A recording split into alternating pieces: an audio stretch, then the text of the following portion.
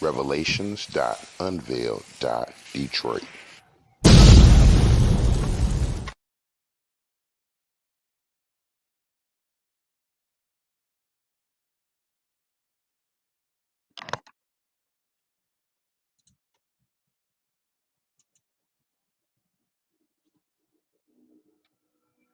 Majestic wonders of the wisdoms. In the book of the wisdom of Solomon, chapter 14, verse 1. Again, one preparing himself to sail and about to pass through the raging waves calleth upon a piece of wood more rotten than the vessel that carried him. For verily design of gain devised that, and the workman built it by his skill. But your providence, O Father, governs it, for you have made a way in the sea and a safe place in the waves, showing that you can save from all danger. Yeah, a man went to sea without art. Nevertheless, you would not that the works of thy wisdom should be idle, and therefore do men commit their life to a small piece of wood, and passing the rough sea in a weak vessel are saved. For in the old times also, when the proud giants perished, the hope of the world governed by the hand escaped in a weak vessel, and left to all ages a seed of generation.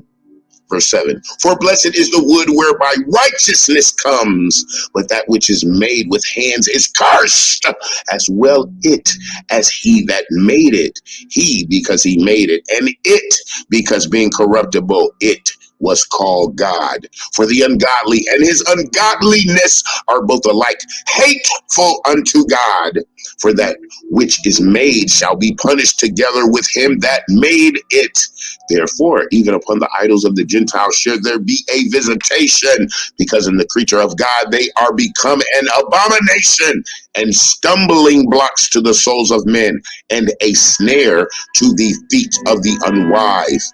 For the devising of idols was the beginning of spiritual fornication, and the invention of them the corruption of life. For neither were they from the beginning, neither shall they be forever. Verse 14, for by the vainglory of men they entered into the world, and therefore shall they come shortly to an end.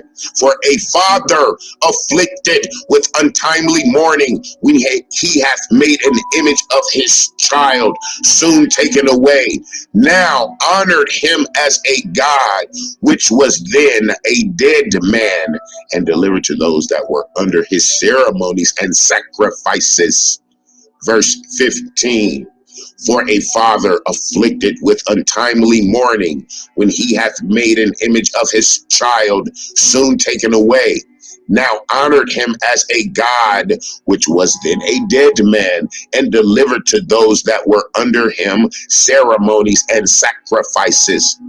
Thus, in the process of time, an ungodly custom grown strong was kept as a law, and graven images were worshipped by the commandments of kings, whom men cannot honor in the presence, because they dwelt far off. They took the counterfeit of his visage from far, and made an express image of a king whom they honored, to the end that by this, for their forwardness, they might flatter him that was absent, as if he were present.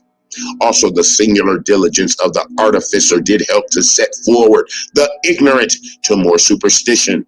For he, peradventure, willing to please one in authority, forced all his skill to make the resemblance of the best fashion. And so the multitude, allured by the grace of the work, took him now for a God, which a little before was but honored. Verse 21, and this was an occasion to divide. And this was an occasion to deceive the world, for men, serving either calamity or tyranny, did ascribe unto stones and stocks the incommunicable name. Moreover, this was not enough for them. They erred in the knowledge of God, but whereas they lived in the great war of ignorance, those so great plagues called they peace. For whilst they slew their children in sacrifices, and used secret ceremonies, or made revelings of strange rites, they kept neither lives nor marriages any longer undefiled. Verse 24, they kept neither lives nor marriages any longer undefiled, but either one slew another traitorously, or grieved him by adultery, so that there reigned in all men without exception blood, manslaughter, death, and dissimulation, corruption, unfaithfulness, tumults, perjury, disquieting of good men, forgetfulness of good turns, defiling of souls, changing of kind, disorder in marriages, adultery, and shameless uncleanliness. For the worshiping of idols not to be named is the beginning, the cause, and the end of all evil.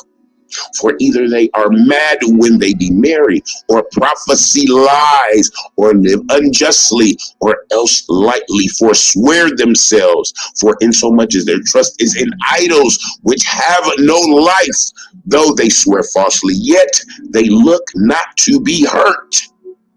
Howbeit, for both causes shall they be unjustly punished, both because they thought not well of God, giving heed unto idols, and also unjustly swore in deceit, despising holiness. Verse 31, for it is not the power of them by whom they swear, but it is the just vengeance of sinners that punishes always the offense of the ungodly.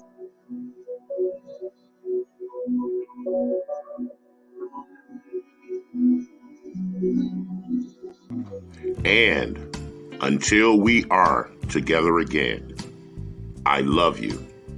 I love you. I love you. To be continued. Revelations.Unveiled. Detroit.